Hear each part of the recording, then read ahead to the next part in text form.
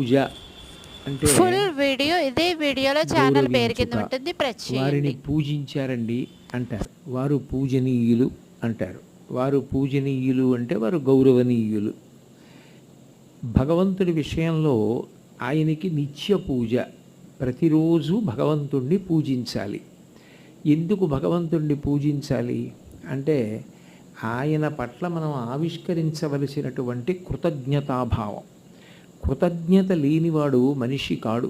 శ్రీరామాయణం కిష్కింధకాండలో లక్ష్మణస్వామి మాట్లాడుతూ బ్రహ్మగ్నేచ సురాపేచ చోరే భగ్నవ్రతీ తథా నిష్కృతిర్విహితా సిద్భి కృతజ్ఞో నాస్తి నిష్కృతి అంటాడు. చేసిన ఉపకారాన్ని మరిచిపోయిన మనిషి ఎవరుంటాడో ఆయన కృతజ్ఞుడు. ఆయనకి నిష్కృతి లేదు. ఏదైనా మరిచిపోవచ్చు కానీ చేసిన ఉపకారాన్ని మరిచిపోకూడదు.